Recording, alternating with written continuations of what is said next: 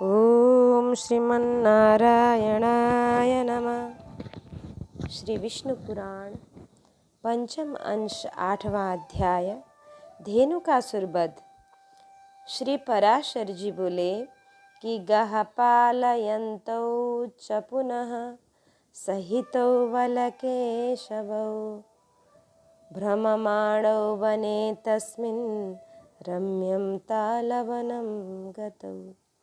एक दिन बलराम जी और कृष्ण साथ साथ गौ चराते अति रमणीय तालवन में आए। उस दिव्य तालवन में धेनुक नामक एक गधे के आकार वाला दैत्य मृग मांस का आहार करता हुआ सदा रहा करता था। उस तालवन को पके फलों की संपत्ति से संपन्न देखकर उन्हें तोड़ने की इच्छा से गोपगण बोले। गोपों ने कहा, भैया राम और कृष्ण, इस भूमि प्रदेश की रक्षा सदा धेनुकासुर करता है, इसलिए यहाँ पर ऐसे पके पके फल लगे हुए हैं। अपनी गंध से संपूर्ण दिशाओं को आमोदित करने वाले ये ताल फल तो देखो। हमें इन्हें खाने की इच्छा है। यदि आपको अच्छा लगे तो थोड़े से झाड़ दीजिए। श्री पराशर जी बोले कि गोप कुमारों के ये वचन सुनकर बलराम जी ने ऐसा ही करना चाहिए यह कहकर फल गिरा दिए और पीछे कुछ फल श्री कृष्ण चंद्र ने भी पृथ्वी पर गिरा दिए। गिरते हुए फलों का शब्द सुनकर वह दुर्धर्ष और दुरात्मा गर्दभासुर क्रोधपूर्वक दौड़ आया और उस महाबलवान असुर ने अपने पिछले 2 पैरों से बलराम जी की छाती में लात मारी। बलराम जी ने तो उसके उन पैरों को पकड़ लिया और आकाश में घुमाने लगे। जब वह निर्जीव हो गया तो उसे अत्यंत वेग से उस ताल वृक्ष पर ही दे मारा। उस गधे ने गिरते गिरते उस ताल वृक्ष से बहुत से फल इस प्रकार गिरा दिए जैसे प्रचंड वायु बादलों को गिरा दे। उसके सजातीय अन्य गर्दभासुरों के आने पर भी कृष्ण और राम ने उन्हें अनायासी ताल वृक्ष पर पटक दिया। हे मैत्रेय, इस प्रकार एक क्षण में ही पके हुए ताल फलों और गर्दभासुरों के देह से विभूषिता होकर पृथ्वी अत्यंत सुशोभित होने लगी। हे द्विज, तब से उस ताल वन में गौएं निर्विघ्न होकर सुखपूर्वक नवीन तृण चरने लगीं, जो उन्हें पहले कभी चरने को नसीब न हुआ था। प्रलंभ वध। श्री पराशर जी बोले कि तस्मिन् रास भदैतेये सानुगे विनिपातिते सौम्यं तद् गोप गोपीनं रम्यं तालवनं बभौ। अपने अनुचरों सहित उस गर्दभासुर के मारे जाने पर वह सुरम्य तालवन गोप और गोपियों के लिए सुखदायक हो गया। तदंतर धेनुकासुर को मारकर वे दोनों वसुदेव पुत्र प्रसन्न मन से भांडेर नामक बट वृक्ष के तले आए। कंधे पर गौ बांधने की रस्सी डाले और बनमाला से विभूषित हुए वे दोनों महात्मा बालक सिंहनाद करते गाते वृक्ष पर चढ़ते दूर तक गौएं चराते तथा उनका नाम ले लेकर पुकारते और नए सिंगों वाले बछड़ों के समान सुशोभित हो रहे थे। उन दोनों के वस्त्र क्रमशः सुनहरी और श्याम रंग से रंगे हुए थे, अतः वे इंद्रधनुष युक्त श्वेत और श्याममय के समान जान पड़ते थे। वे समस्त लोकपालों के प्रभु पृथ्वी पर अवतीर्ण होकर नाना प्रकार की लौकिक लीलाओं से परस्पर खेल रहे थे। मनुष्य धर्म में तत्पर रहकर मनुष्यता का सम्मान करते हुए वे मनुष्य जाति के गुणों की करुणाएं करते हुए वन में विचरा करते थे। वे दोनों महाबली बालक कभी झूला में झूलकर, कभी परस्पर मल्ल युद्ध कर और कभी पत्थर फेंक फेंक कर नाना प्रकार के व्यायाम कर रहे थे। इसी समय उन दोनों खेलते हुए बालकों को उठा ले जाने की इच्छा से प्रलंब नामक दैत्य गोप वेश में अपने को छिपा कर वहां आया। दानव श्रेष्ठ प्रलंब मनुष्य न होने पर भी मनुष्य रूप धारण कर निशंक स्वभाव से उन बालकों के बीच घुस गया। उन दोनों की असावधानता का अवसर देखने वाले उन दैत्यों ने कृष्ण को तो सर्वथा अजय समझा, अतः उसने बलराम जी को मारने का निश्चय किया। तदंतर वे समस्त ग्वाल बाल हरिणा क्रीडन नामक खेल खेलते हुए आपस में एक साथ दो दो बालक उठे। एक निश्चित लक्ष्य के पास दो दो बालक एक एक साथ हिरण की भांति उछलते हुए जाते हैं। जो दोनों में पहले पहुंच जाता है वह विजयी होता है। हारा हुआ बालक जीते हुए को अपनी पीठ पर चढ़ाकर मुख्य स्थान पर ले जाता है। यही हरिणा क्रीडन नामक खेल है। तब श्री दामा के साथ कृष्णचंद्र, प्रलंब के साथ बलराम और इसी प्रकार अन्य अन्य गोपों के साथ और ग्वाल बाल होड़ बदकर उछलते हुए नाचने लगे। अंत में श्री कृष्णचंद्र ने श्री दामा को, बलराम जी ने प्रलंब को तथा अन्य कृष्ण पक्षीय गोपों ने अपने प्रतिपक्षियों को हरा दिया। उस खेल में जो जो बालक हारे थे वे सब जीतने वालों को अपने अपने कंधों पर चढ़ाकर भांडीर वन तक ले जाकर वहां से लौट आए। किंतु प्रलंबासुर अपने कंधे पर बलराम जी को चढ़ाकर चंद्रमा के सहित मेघ के समान अत्यंत वेग से आकाश मंडल को चल दिया। वह दानव श्रेष्ठ रोहिणी नंदन श्री बलभद्र जी के भार को सहन न कर सकने के कारण वर्षाकालीन मेघ के समान बढ़कर अत्यंत स्थूल शरीर वाला हो गया। तब माला और आभूषण धारण किए, सिर पर मुकुट पहने, गाड़ी के पहियों के समान भयानक नेत्रों वाले, अपने पाद प्रहार से पृथ्वी को कंपायन करते हुए तथा दग्ध पर्वत के समान आकार वाले उस दैत्य को देखकर उस निर्भय राक्षस के द्वारा ले जाते हुए बलभद्र जी ने श्री कृष्णचंद्र से कहा कि भैया कृष्ण, देखो, छद्म पूर्वक वेश धारण करने वाला कोई पर्वत के समान महाकाय दैत्य मुझे हरे लिए जाता है। हे मधुसूदन, अब मुझे क्या करना चाहिए यह बतलाओ। देखो, यह दुरात्मा बड़ी शीघ्रता से दौड़ा जा रहा है। श्री पराशर जी बोले। तब रोहिणी नंदन के बलवीर्य को जानने वाले महात्मा श्री कृष्ण ने मधुर मुस्कान से अपने ओष्ठ संपुट को खोलते हुए उन बलराम जी से कहा कि किमयं मानुषो भावो व्यक्तमेवावलम्ब्यते सर्वात्मन सर्वगुह्यानां गुह्यात्मना त्वया। हे सर्वात्मन, आप संपूर्ण गुह्य पदार्थों में अत्यंत गुह्य स्वरूप होकर भी यह स्पष्ट मानव भाव क्यों अवलंबन कर रहे हैं। आप अपने उस स्वरूप का स्मरण कीजिए जो समस्त संसार का कारण तथा कारण का भी पूर्ववर्ती है और प्रलय काल में स्थित रहने वाला है। क्या आपको मालूम नहीं है कि आप और मैं दोनों इस संसार के एकमात्र कारण हैं और पृथ्वी का भार उतारने के लिए ही मृत्युलोक में, मर्त्यलोक में आए हैं।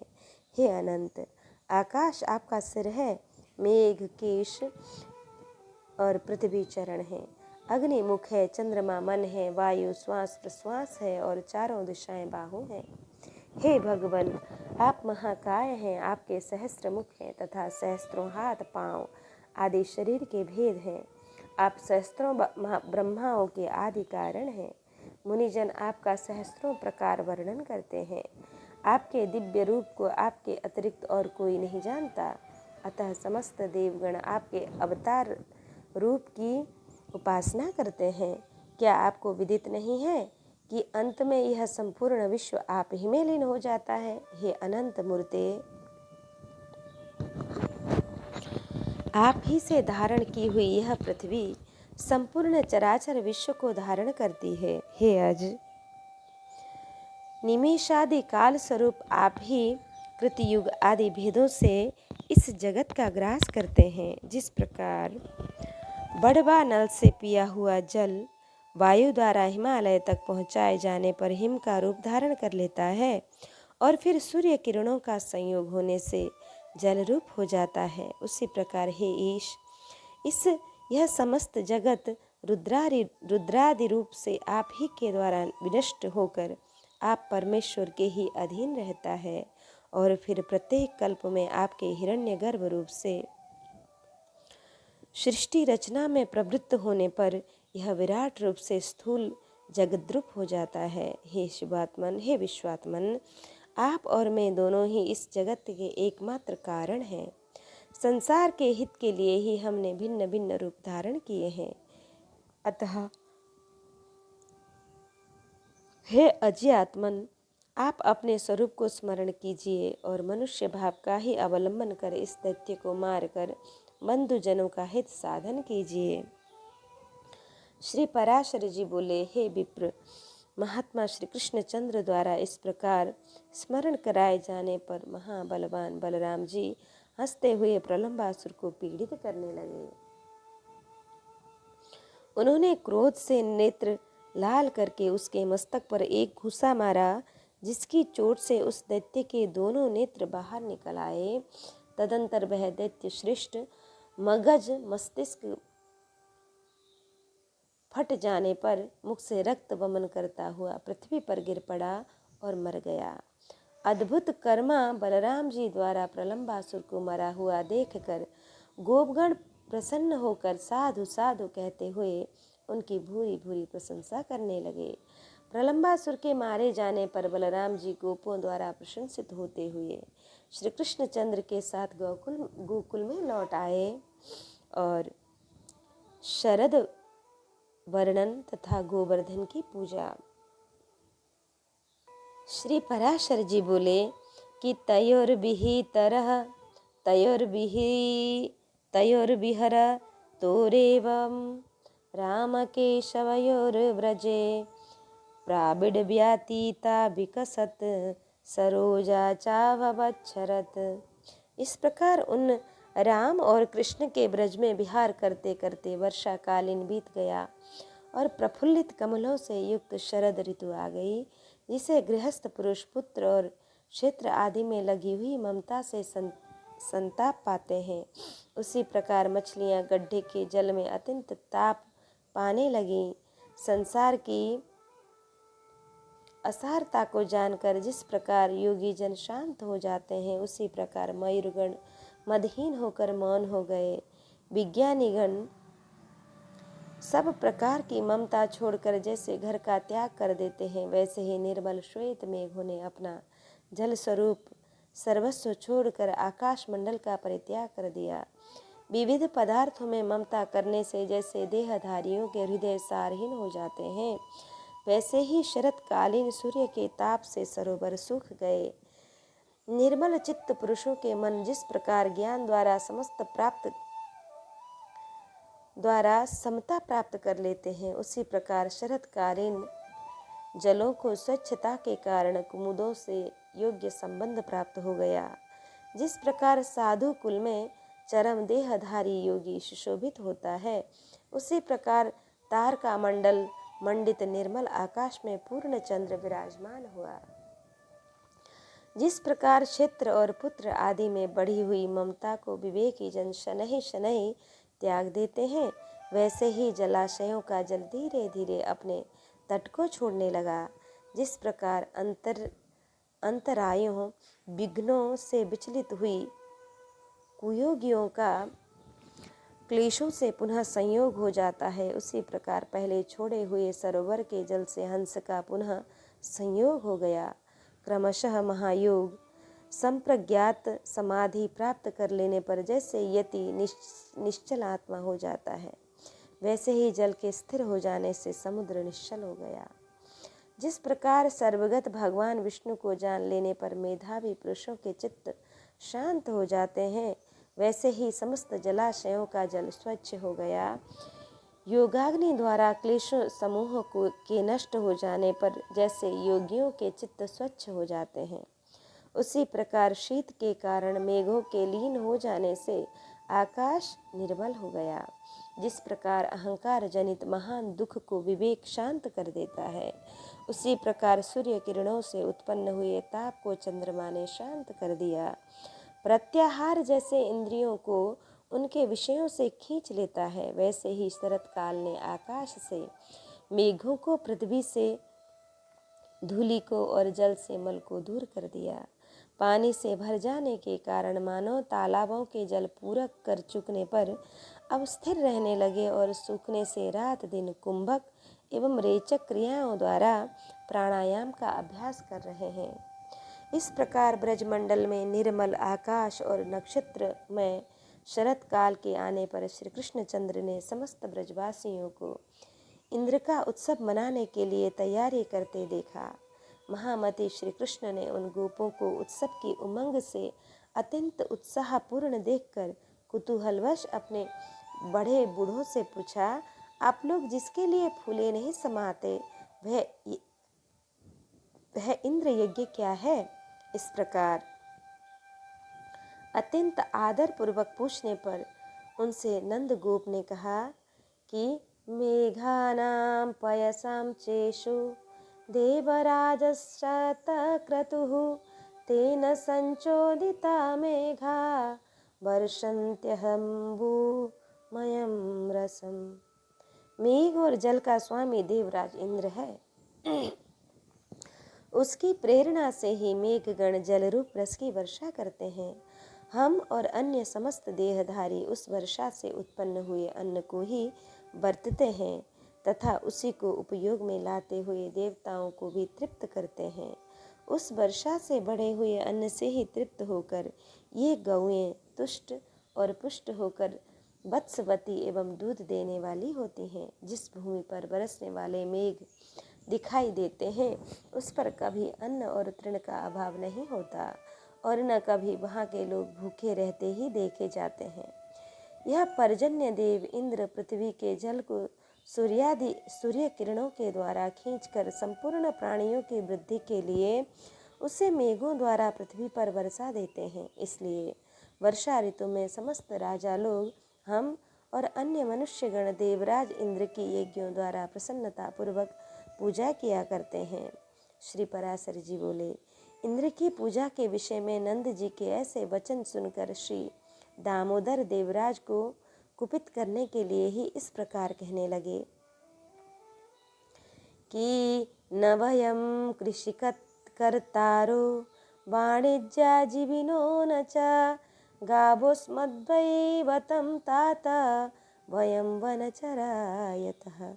हे तात, हम न तो कृषक हैं और न व्यापारी, हमारे देवता तो गौएं ही हैं, क्योंकि हम लोग वनचर हैं। आन्वीक्षिकी, तर्कशास्त्र त्रयी, कर्म कांड, दंड नीति और वार्ता, ये 4 विद्याएं हैं। इनमें से केवल वार्ता का विवरण सुनो। हे महाभाग, वार्ता नाम की विद्या कृषि, वाणिज्य और पशुपालन, इन 3 वृत्तियों की आश्रयभूता है। वार्ता के इन तीनों भेदों में से कृषि किसानों की, वाणिज्य व्यापारियों की और गोपालन हम लोगों की उत्तम वृत्ति है। जो व्यक्ति जिस विद्या से युक्त है उसकी वही इष्ट देवता है, वही पूजा अर्चा के योग्य है और वही परम उपकारिणी भी है। जो पुरुष एक व्यक्ति से फल लाभ करके अन्य की पूजा करता है उसका यह लोक अथवा परलोक कभी भी शुभ नहीं होता। खेतों के अंत में सीमा है तथा सीमा के अंत में वन है और वनों के अंत में समस्त पर्वत हैं। वे पर्वत ही हमारी परम गति हैं। हम लोग न तो किम्बाड़े तथा भित्ति के अंदर रहने वाले हैं और न निश्चित गृह अथवा खेत वाले किसान ही हैं, बल्कि वन पर्वत आदि में स्वच्छंद विचरण करने वाले हम लोग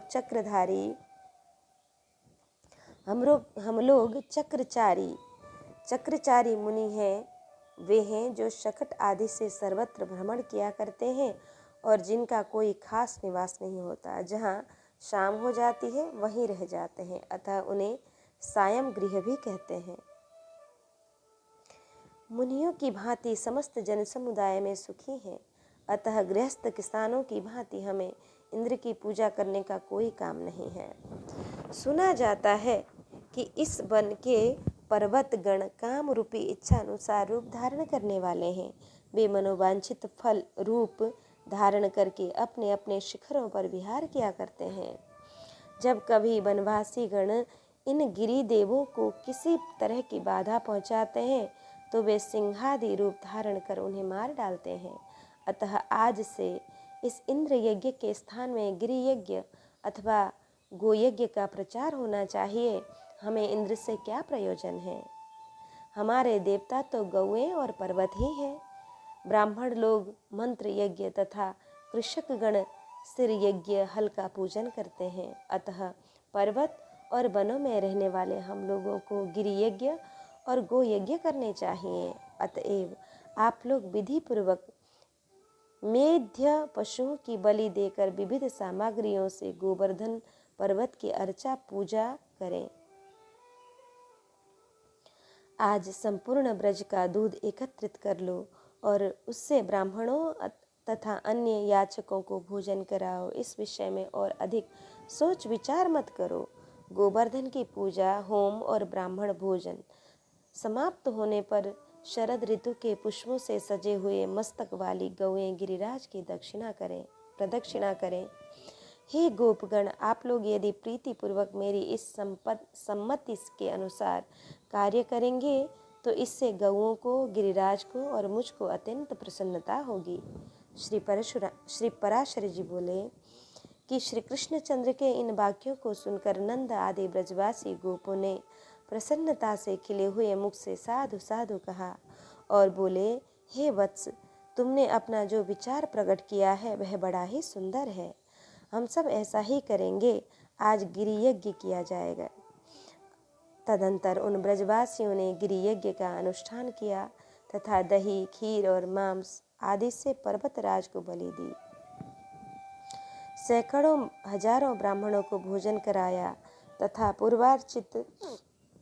तथा पुष्पार्चित गौओं और सजल जलधर के समान गर्जने वाले सांडों ने गोवर्धन की परिक्रमा की।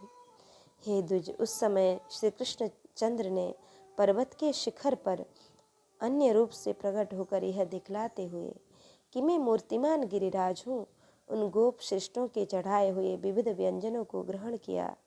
कृष्णचंद्र ने अपने निज रूप से गोपों के साथ पर्वतराज के शिखर पर चढ़कर अपने ही दूसरे स्वरूप का पूजन किया और तदंतर उनके अंतर्ध्यान होने पर गोपगण अपने अविष्ट वर पाकर गिरि यज्ञ समाप्त करके फिर अपने अपने गोष्ठों में चले गए।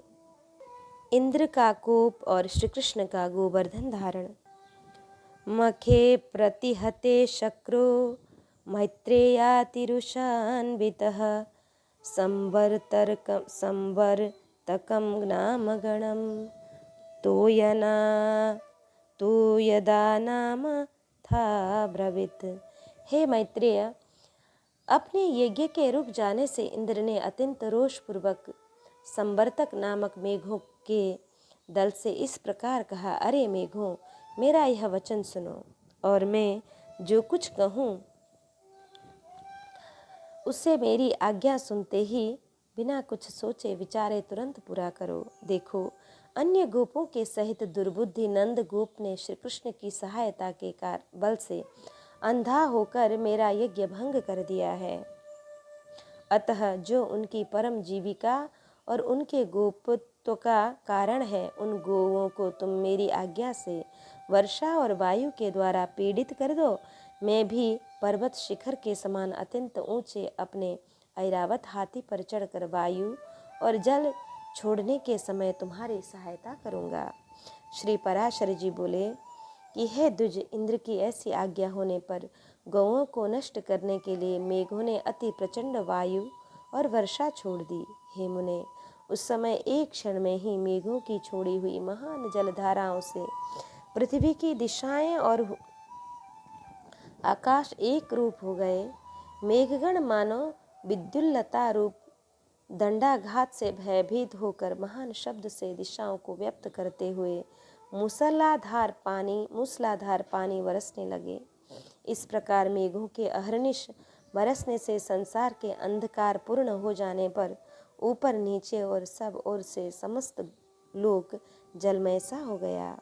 वर्षा और वायु के वेग पूर्वक चलते रहने से गऊओं के कटी, जंघा और ग्रीवा आदि सुन्न हो गए और कांपते कांपते अपने प्राण छोड़ने लगी, अर्थात मूर्छित हो गईं। हे महामुने, कोई गौएं तो अपने बछड़े को अपने नीचे छिपाए खड़ी रहीं और कोई जल के वेग से बत्सहीना हो गई।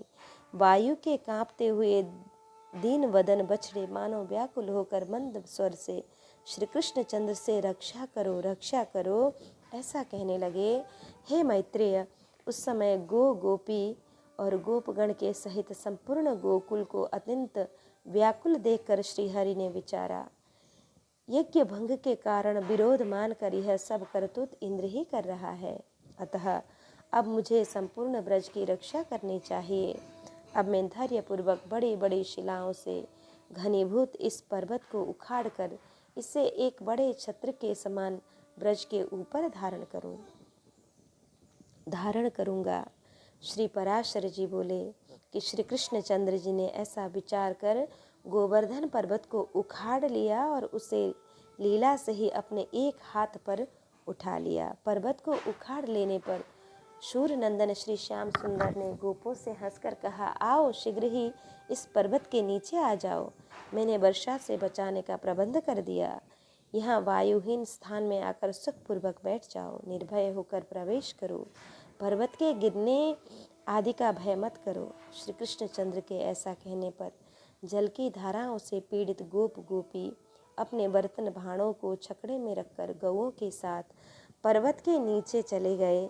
ब्रजवासियों द्वारा हर्ष और विस्मय पूर्वक टकटकी लगाकर देखे जाते हुए श्री कृष्णचंद्र भी गिरिराज जी को अत्यंत निश्चलता पूर्वक धारण किए रहे।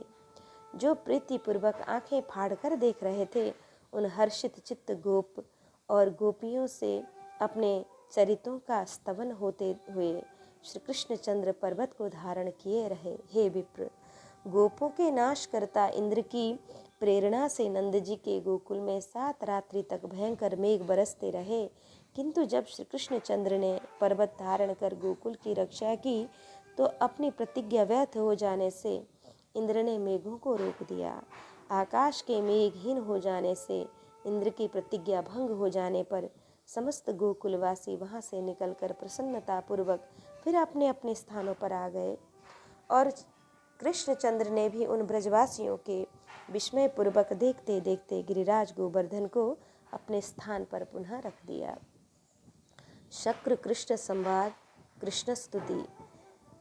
श्री पराशर जी बोले, धृते गोवर्धने शैले परित्राते च गोकुले रोचयामास कृष्णस्य दर्शनं पाकशासनः। इस प्रकार गोवर्धन पर्वत का धारण और गोकुल की रक्षा हो जाने पर देवराज इंद्र को श्री कृष्णचंद्र का दर्शन करने की बड़ी इच्छा हुई। अतः शत्रुजित देवराज गजराज ऐरावत पर चढ़कर गोवर्धन पर्वत पर आए और वहां संपूर्ण जगत के रक्षक गोप वेशधारी महाबलवान श्री कृष्णचंद्र को ग्वालबालों के सहित गौवें चराते देखा। हे द्विज, उन्होंने यह भी देखा कि पक्षी श्रेष्ठ गरुड़ अदृश्य भाव से उनके ऊपर रहकर अपने पंखों से उनकी छाया कर रहे हैं। तब वे ऐरावत से उतर पड़े और एकांत में श्री मधुसूदन की ओर प्रीतिपूर्वक दृष्टि फैलाते हुए मुस्कुराकर बोले कि कृष्ण कृष्ण शृणु स्वेद यदर्थमहमागता त्वत्समीपं महाबाहो नैतच्चित्यं त्वयन्यथा भारावतारणार्थाय पृथिवीतले अवतीर्णोऽखिलाधारा त्वमेव परमेश्वरः। हे श्री कृष्णचंद्र, मैं जिस लिए आपके पास आया हूँ वह सुनिए। हे महाबाहो, आप इससे अन्यथा न समझें। हे अखिलाधार परमेश्वर, आपने पृथ्वी का भार उतारने के लिए ही पृथ्वी पर अवतार लिया है। यज्ञ भंग से विरोध मानकर ही मैंने गोकुल को नष्ट करने के लिए महामेघों को आज्ञा दी थी। उन्होंने यह संहार मचाया था, किंतु आपने पर्वत को उखाड़कर गौओं को बचा लिया। हे वीर, आपके इस अद्भुत कर्म से मैं अति प्रसन्न हूँ।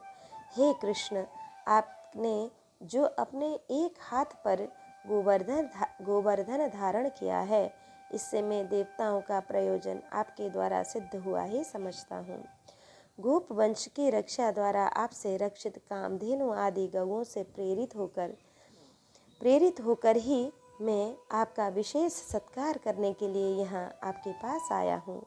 हे कृष्ण, अब मैं गौओं के वाक्यानुसार ही आपका उपेंद्र पद पर अभिषेक करूँगा तथा आप गौओं के इंद्र स्वामी हैं, इसलिए आपका नाम गोविंद भी होगा। श्री पराशर जी बोले, तदंतर इंद्र ने अपने वाहन गजराज ऐरावत का घंटा लिया और उसमें पवित्र जल भरकर उससे श्री कृष्णचंद्र का अभिषेक किया। श्री कृष्णचंद्र का अभिषेक होते समय गौओं ने तुरंत ही अपने स्तनों से टपकते हुए दुग्ध से पृथ्वी को भिगो दिया। इस प्रकार गौओं के कथानुसार श्री जनार्दन को उपेंद्र पद पर अभिषिक्त कर सचिपति इंद्र ने पुनः प्रीति और विनय पूर्वक कहा, हे महाभाग, यह तो मैंने गौओं का वचन पूरा किया। अब पृथ्वी के भार उतारने की इच्छा से मैं आपसे जो कुछ और निवेदन करता हूँ वह सुनिए। हे पृथ्वीधर, हे पुरुष सिंह, अर्जुन नामक मेरे अंश से पृथ्वी पर अवतार लिया है। हे पृथ्वीधर, हे पुरुष सिंह, अर्जुन नामक मेरे अंश ने पृथ्वी पर अवतार लिया है। आप कृपा करके उसकी सर्वदा रक्षा करें। हे मधुसूदन, वह वीर पृथ्वी का भार उतारने में आपका साथ देगा, अतः आप उसकी अपने शरीर के समान ही रक्षा करें। श्री भगवान बोले कि जानामि भारते वंशे जातं पार्थ तवांशतः तमहं पालयिष्यामि यावत् स्थास्यामि भूतले।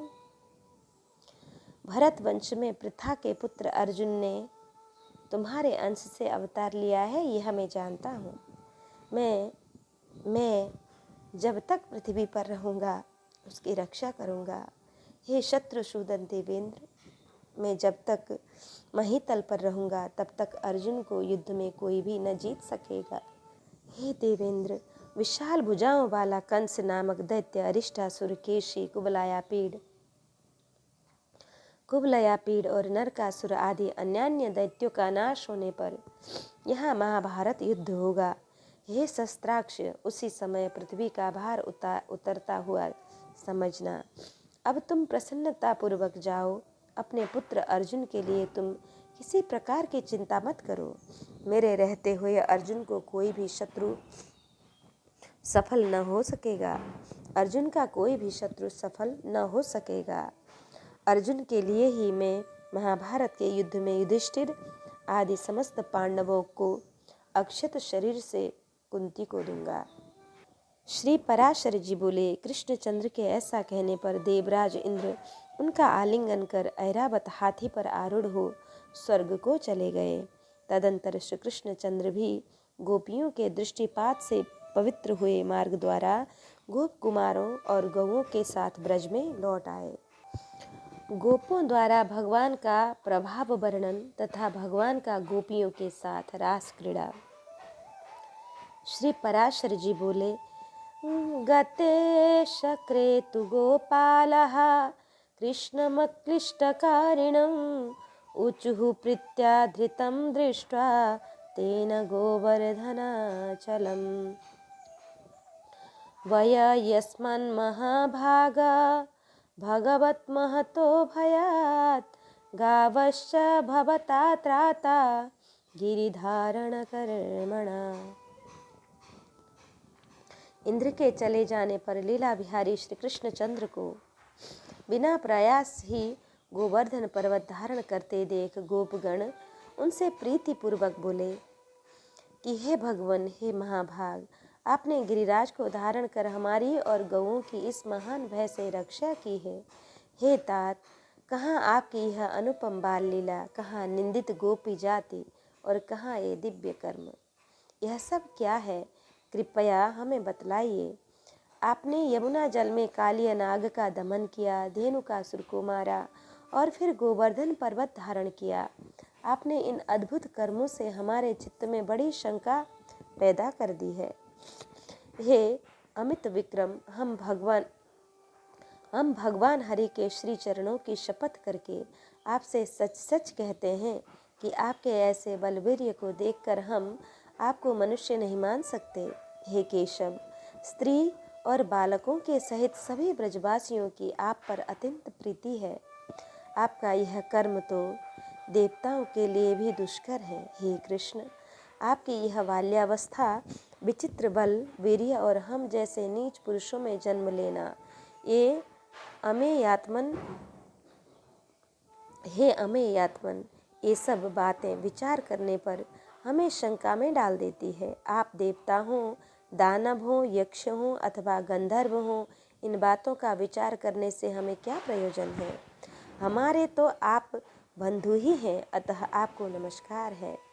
श्री पराशर जी बोले, गोपगणों के ऐसा कहने पर महामती श्री कृष्णचंद्र कुछ देर तक चुप रहे और फिर कुछ प्रणयजन्य कोश पूर्वक इस प्रकार कहने लगे कि मत्संबंधेन वो गोपा यदि लज्जा न जायते श्लाघ्यो बाहम ततः किं वो विचारेण प्रयोजनम। हे गोपगण, यदि आप लोगों को मेरे संबंध से किसी प्रकार की लज्जा न हो तो मैं आप लोगों से प्रशंसनीय हूँ। इस बात का विचार करने की भी क्या आवश्यकता है। यदि मुझ में आपकी प्रीति है और यदि मैं आपकी प्रशंसा का पात्र हूँ तो आप लोग मुझ में बांधव बुद्धि ही करें। मैं न देव हूँ, न गंधर्व हूँ, न यक्ष हूँ और न दानव हूँ। मैं तो आपके बांधव रूप से ही उत्पन्न हुआ हूँ। आप लोगों को इस विषय में और कुछ विचार न करना चाहिए। श्री पराशर जी बोले कि इति श्रुत्वा हरेर्वाक्यं बद्धमौनस्ततो वनं ययुर्गोपा महाभागा तस्मिन् प्रणय कोपिनी। हे महाभाग, श्रीहरि के प्रणय कोप युक्त होकर कहे हुए इन वाक्यों को सुनकर वे समस्त गोपगण चुपचाप वन को चले गए। तब श्री कृष्णचंद्र ने निर्मल आकाश, शरद चंद्र की चंद्रिका और दिशाओं को सुरभित करने वाली विकसित कुमुदिनी तथा बनखंडी को मुखर मधुकरों से मनोहर देखकर गोपियों के साथ रमण करने की इच्छा की। उस समय बलराम जी के बिना ही श्री मुरली मनोहर, स्त्रियों को प्रिय लगने वाला अत्यंत मधुर, अस्फुट एवं मृदुल पद ऊंचे और धीमे स्वर से गाने लगे। उनकी उस रम्य गीत ध्वनि को सुनकर गोपियाँ अपने अपने घरों को छोड़कर तत्काल जहाँ श्री मधुसूदन थे वहाँ चली आईं। वहाँ आकर कोई गोपी तो उनके स्वर में स्वर मिलाकर धीरे धीरे गाने लगी और कोई मन ही मन उन्हीं का स्मरण करने लगी। कोई हे कृष्ण ऐसा कहती हुई लज्जावश संकुचित हो गई और कोई प्रेमोन्मादिनी होकर तुरंत उनके पास जा खड़ी हुई। कोई गोपी बाहर गुरुजनों को देखकर अपने घर में ही रह गई। आँख मूंद कर तन्मय भाव से श्री गोविंद का ध्यान करने लगी तथा कोई गोप कुमारी जगत के कारण परब्रह्म स्वरूप श्री कृष्णचंद्र का चिंतन करते हुए मूर्छावस्था में प्राणापान के रुक जाने से मुक्त हो गई, क्योंकि भगवत ध्यान के विमल आह्लाद से उसकी समस्त पुण्य राशि क्षीण हो गई और भगवान की अप्राप्ति के महान दुख से उनके समस्त पाप लीन हो गए। गोपियों से घिरे हुए रासारंभ रूप रस के लिए उत्कंठित श्री गोविंद ने उस शरद चंद्र सुशोभिता रात्रि को रास करके सम्मानित किया। उस समय भगवान श्री कृष्ण के अन्यत्र चले जाने पर कृष्ण चेष्टा के अधीन हुई गोपियाँ यूथ बनाकर वृंदावन के अंदर विचरने लगीं। कृष्ण में निबद्ध चित्त हुई वे ब्रजांगनाएं परस्पर इस प्रकार वार्तालाप करने लगीं कि गोपश्च वृंदश्च कृष्ण चेष्टा स्वायत्तमूर्तयः अन्यदेशं गते कृष्ण चेरुर्वृंदावनान्तरम।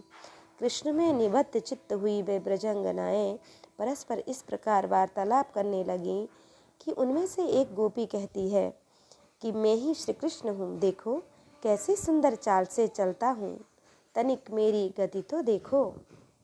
दूसरी कहती है कि मैं ही हूँ, कृष्ण तो मैं ही हूँ, आहा मेरा गाना तो सुनो।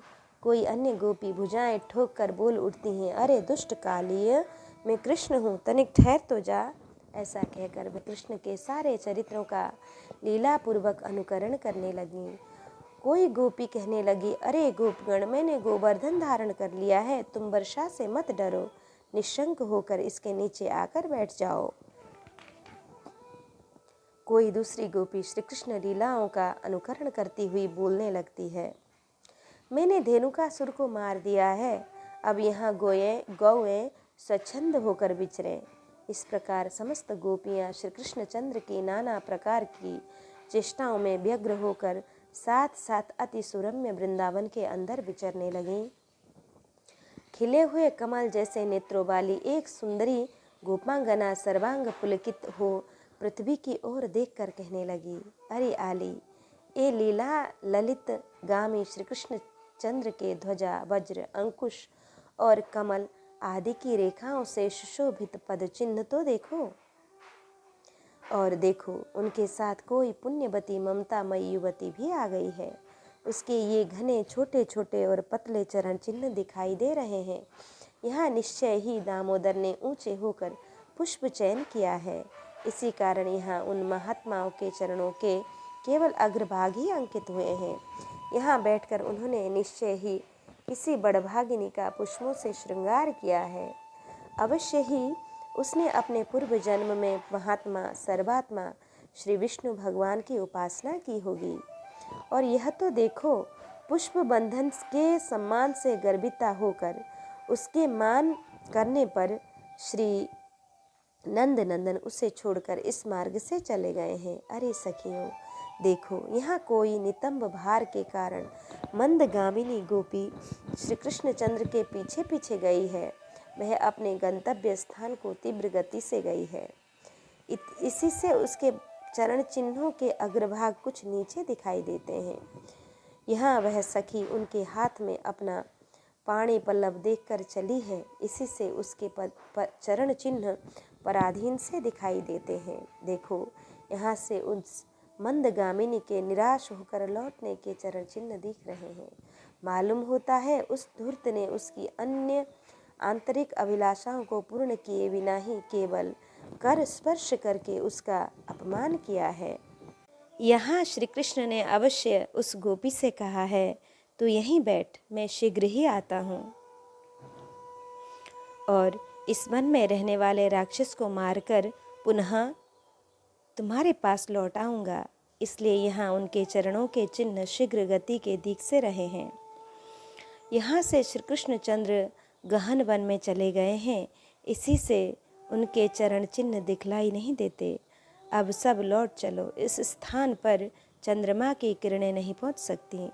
तदंतर वे गोपियाँ श्री कृष्ण चंद्र से निराश होकर लौट आई और यमुना तट पर आकर उन्हें उनके चरित्रों को गाने लगीं। तब गोपियों ने प्रसन्न मुखारविंद त्रिभुवन रक्षक लीला विहारी श्री कृष्ण को वहाँ आते देखा। उस समय कोई गोपी तो श्री गोविंद को आते देखकर हर्षित हो केवल कृष्ण कृष्ण कृष्ण काजितालोक्य गोविंद मायांता मति हर्षिता कृष्ण कृष्णेति कृष्णेति प्राह नान्य दुदीरयत। इतना ही कहती रह गईं और कुछ बोल न सकीं। कोई प्रणय कोप का अपनी भ्रिकुटी से लाट सिकोड़कर श्रीहरि को देखते हुए अपने नेत्र रूप भ्रमरों द्वारा उनके मुख कमल का मकरंद पान करने लगीं। और कोई गोपी गोविंद को देख नेत्र मूंद कर उन्हीं के रूप का ध्यान करती हुई योगारूढ़ सी भासित होने लगी। तब श्री माधव किसी से प्रिय भाषण करके किसी की ओर भूभृंगिमा से देखकर और किसी का हाथ पकड़कर उन्हें मनाने लगे। फिर उदार चित्त श्रीहरि ने उन प्रसन्न चित्त गोपियों के साथ रास मंडल बनाकर आदर पूर्वक रमण किया।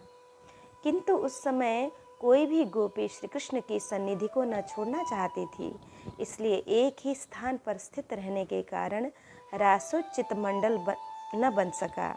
तब उन गोपियों से एक एक का हाथ पकड़कर श्री हरि ने रास मंडल की रचना की। उस समय उनके कर स्पर्श से प्रत्येक गोपी की आंखें आनंद से मुद जाती थी। तदंतर रास क्रीड़ा आरंभ हुई। उसमें गोपियों के चंचल कंकणों की झनकार होने लगी और फिर क्रमशः शरद वर्णन संबंधी गीत होने लगे। उस समय श्री कृष्ण चंद्र, चंद्रमा, चंद्रिका और कुमुद वन की संबंधी गान करने लगे, किंतु गोपियों ने तो बारंबार केवल कृष्ण नाम का ही गान किया। फिर एक गोपी ने नृत्य करते करते थक कर चंचल कंकण की झनकार से युक्त अपनी बाहुलता श्री मधुसूदन के गले में डाल दी। किसी निपुण गोपी ने भगवान के गान की प्रशंसा करने के बहाने भुजा फैलाकर श्री मधुसूदन को आलिंगन करके चूम लिया। श्रीहरि की भुजाएं गोपियों के कपोलों का चुम्बन पाकर उन कपोलों में पुलकावली रूप धान्य की उत्पत्ति के लिए स्वेद रूप जल के मेघ बन गईं।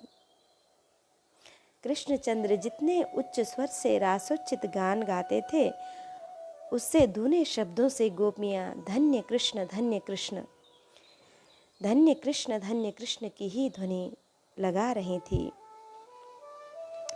रासगेयं जगौ कृष्णौ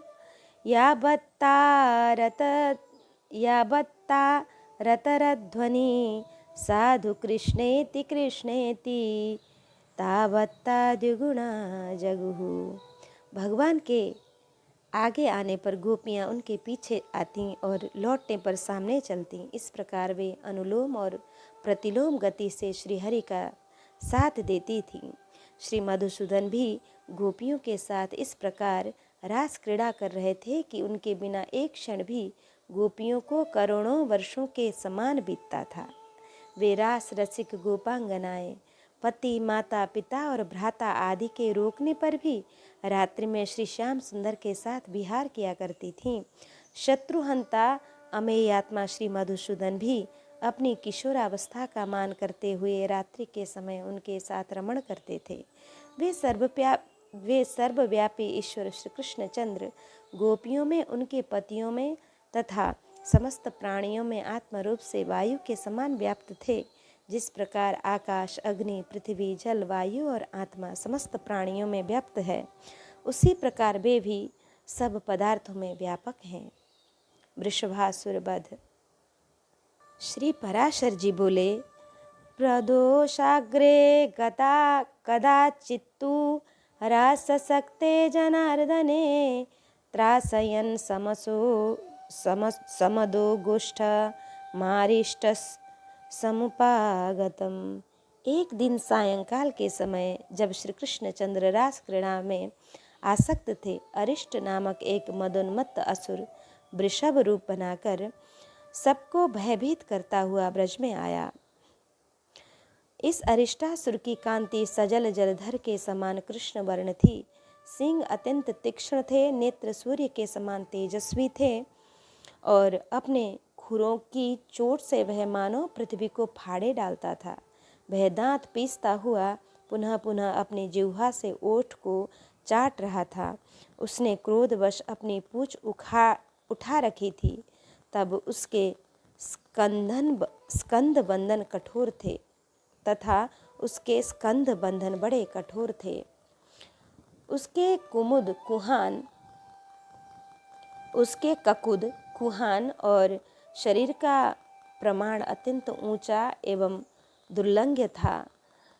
पृष्ठभाग गोबर और मूत्र से लिथड़ा हुआ था तथा वह समस्त गौओं को भयभीत कर रहा था। उसकी ग्रीवा अत्यंत लंबी और मुख वृक्ष के खोखले के समान अति गंभीर था। वह वृषभ रूपधारी दैत्य गौओं के गर्भों को गिराता हुआ और तपस्वियों को मारता हुआ सदा वन में विचरा करता था। तब उस समय अति भयानक नेत्रों वाले दैत्य को देखकर गोप और गोपांगनाएं भयभीत होकर कृष्ण कृष्ण पुकारने लगीं। उनका शब्द सुनकर श्री केशव ने घोर सिंहनाद किया और ताली बजाई। उसे सुनते ही वह श्री दामोदर की ओर फिरा। दुरात्मा वृषभासुर आगे को सींग करके तथा श्री कृष्णचंद्र की कुक्षी में दृष्टि लगाकर उनकी ओर दौड़ा, किंतु महाबली कृष्ण वृषभासुर को अपनी ओर आते देख अवहेलना से लीलापूर्वक मुस्कुराते हुए उस स्थान से विचलित न हुए। निकट आने पर श्री मधुसूदन ने उसे इस प्रकार पकड़ लिया जैसे ग्राह किसी क्षुद्र जीव को पकड़ लेता है। तब सिंह पकड़ने से अचल हुए उस दैत्य की कोख में घुटनों से प्रहार किया। इस प्रकार सिंह पकड़ते हुए उस दैत्य का दर्प भंग कर भगवान ने अरिष्टासुर की ग्रीवा को गीले वस्त्र के समान मरोड़ दिया। तदंतर उसका एक सिंह उखाड़कर उसी से उसका आघात किया, जिससे वह महादैत्य मुख से रक्त वमन करता हुआ मर गया।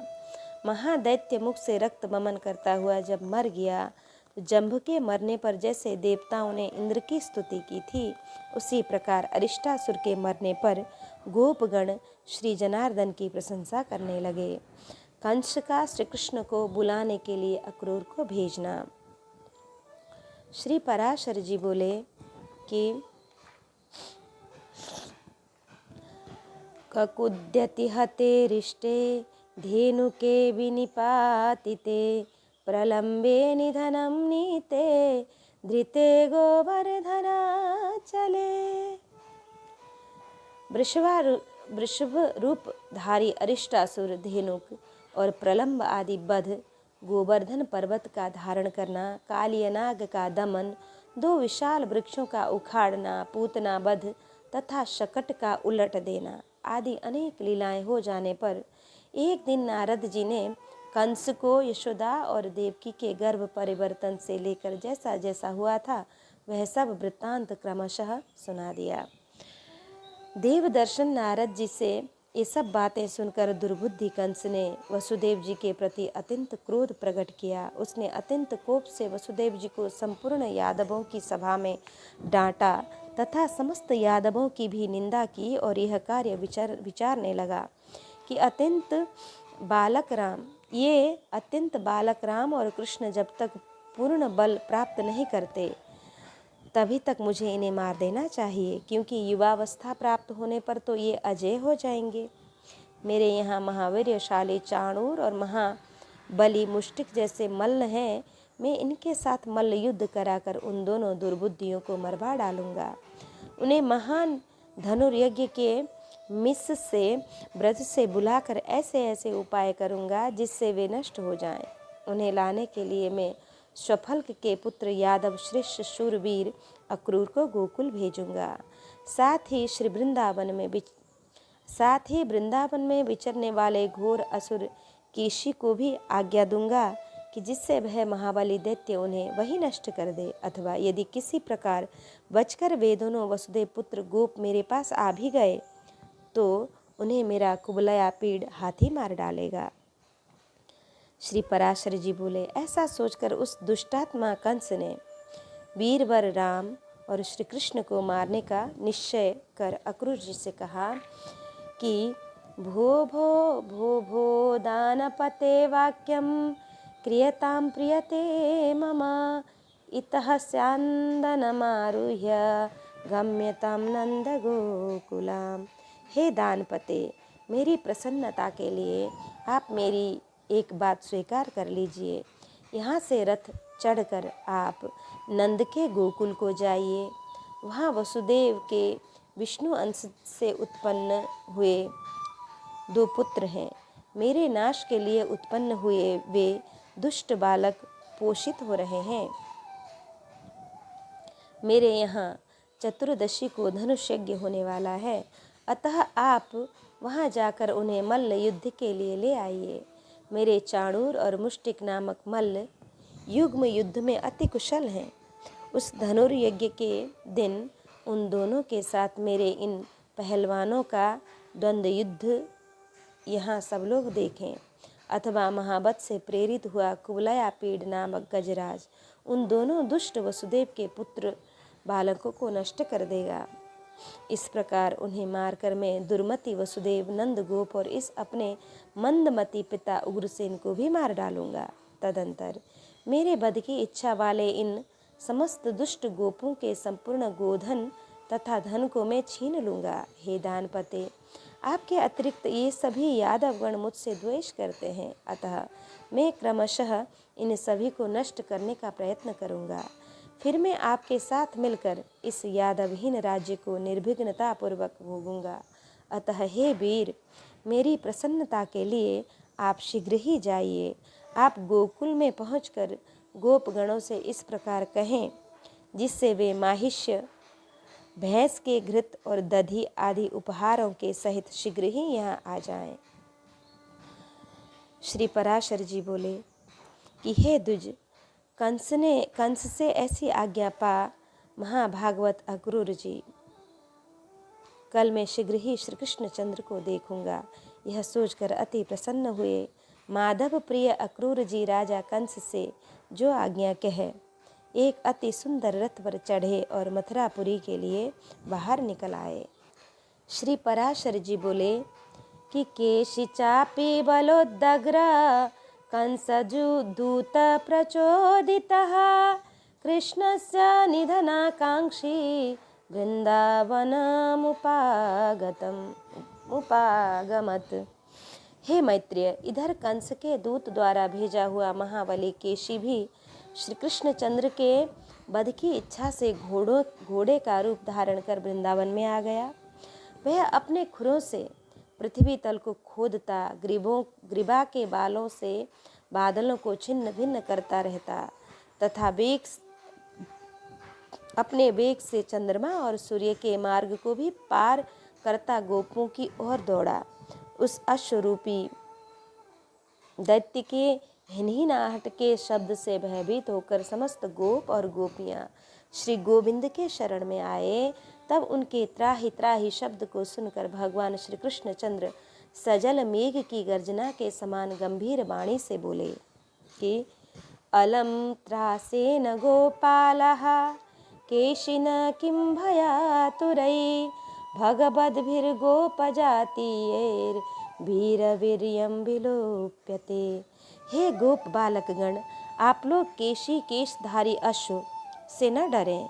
आप तो गोप जाति के हैं, फिर इस प्रकार भयभीत होकर आप अपने विरोचित पुरुषार्थ का लोप क्यों करते हैं। यह अल्पवीर्य हिनहिनान से आतंक फैलाने वाला और नाचने वाला दुष्ट अश्व, जिस पर राक्षसगण बलपूर्वक चढ़ा करते हैं, आप लोगों का क्या बिगाड़ लेगा। इस प्रकार गोपों को धैर्य बंधाकर वे केसी से कहने लगे, अरे दुष्ट, इधर आ। पिनाकधारी वीरभद्र ने जिस प्रकार पूषा के दांत उखाड़े थे, उसी प्रकार मैं कृष्ण तेरे मुख से सारे दांत गिरा दूंगा। ऐसा कहकर श्री गोविंद उछलकर केशी के सामने आए और वह अश्वरूपधारी दैत्य भी मुख खोलकर उनकी ओर दौड़ा। तब जनार्दन ने अपनी बाह फैलाकर उस अश्वरूपधारी दुष्ट दैत्य के मुख में डाल दिया। केशी के मुख में घुसी हुई भगवान श्री कृष्ण की बाहु से टकराकर उसके समस्त दांत शुभ्र मेघ खंडों के समान टूटकर बाहर गिर पड़े। हे द्विज, उत्पत्ति के समय ही उपेक्षा की गई व्याधि जिस प्रकार नाश करने के लिए बढ़ने लगती है, उसी प्रकार केशी के देह में प्रविष्ट हुई श्री कृष्ण चंद्र की भुजा बढ़ने लगी। अंत में ओठों के फट जाने से वह फेन सहित रुधिर वमन करने लगा और उसकी आंखें स्नायु बंधन के ढीले हो जाने से फूट गई। तब वह मलमूत्र छोड़ता हुआ पृथ्वी पर पैर पटकने लगा। उसका शरीर पसीने से भरकर ठंडा पड़ गया और वह निचेष्ट हो गया। इस प्रकार श्री कृष्णचंद्र की भुजा से जिसके मुख का विशाल रंध्र फैलाया गया है, वह महान असुर मरकर वज्रपात से गिरे हुए वृक्ष के समान दो खंड होकर पृथ्वी पर गिर पड़ा। केशी के शरीर से वे दोनों खंड दो पांव, आधी पीठ, आधी मूछ तथा एक एक कान, आँख और नासिकारंध्र के सहित सुशोभित हुए। इस प्रकार केशी को मारकर प्रसन्न चित्त ग्वाल वालों से घिरे हुए श्री कृष्णचंद्र बिना श्रम के स्वस्थ चित्त से हंसते हुए वहीं खड़े रहे। केशी के मारे जाने से विस्मित हुए गोप और गोपियों ने अनुराग बस अत्यंत मनोहर लगने वाले कमल नयन भगवान श्री कृष्ण श्री श्याम सुंदर की स्तुति की। हे विप्र, उसे मरा देख मेघ पटल में छिपे हुए श्री नारद जी हर्षित चित्त से कहने लगे, साधु साधु जगन्नाथ लीलायैव यदुच्युत निहतोऽयं त्वया केशी क्लेशदस्त्री दिवौकसाम। हे जगन्नाथ, हे अच्युत, आप धन्य हैं, धन्य हैं। आहा, आपने देवताओं को दुख देने वाले इस केशी को लीला से ही मार डाला। मैं मनुष्य और अश्व के इस पहले और कहीं न होने वाले युद्ध को देखने के लिए ही अत्यंत उत्कंठित होकर स्वर्ग से यहाँ आया था। हे मधुसूदन, आपने अपने इस अवतार में जो जो कर्म किए हैं उनसे मेरा चित्त अत्यंत विस्मित और संतुष्ट हो रहा है।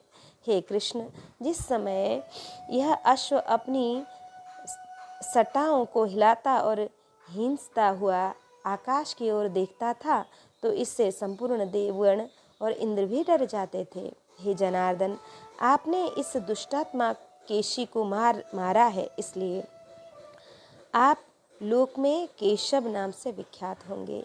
हे केशी निषूदन, आपका कल्याण हो। अब मैं जाता हूँ। परसों कंस के साथ आपका युद्ध होने के समय फिर आऊँगा। हे पृथ्वीधर, अनुगामियों सहित उग्रसेन के पुत्र कंस के मारे जाने पर आप पृथ्वी का भार उतार देंगे। हे जनार्दन, उस समय में अनेक राजाओं के साथ आप आयुष्मान पुरुष के किए हुए अनेक प्रकार के युद्ध देखूंगा। हे गोविंद, अब मैं जाना चाहता हूँ। आपने देवताओं का बहुत बड़ा कार्य किया है। आप सभी कुछ जानते हैं। मैं अधिक क्या कहूँ, आपका मंगल हो। मैं जाता हूँ। तदंतर नारद जी के चले जाने पर गोपगण से सम्मानित गोपियों के नेत्रों के एकमात्र दृश्य श्री कृष्णचंद्र ने ग्वाल बालों के सहित गोकुल में प्रवेश किया। इति श्री विष्णु पुराणे पंचमेंशे षोडशोऽध्यायः। श्री कृष्ण गोविंद हरे मुरारे, हे नाथ नारायण वासुदेवा, अनंत वैकुंठ मुकुंद कृष्ण गोविंद दामोदर माधवेति।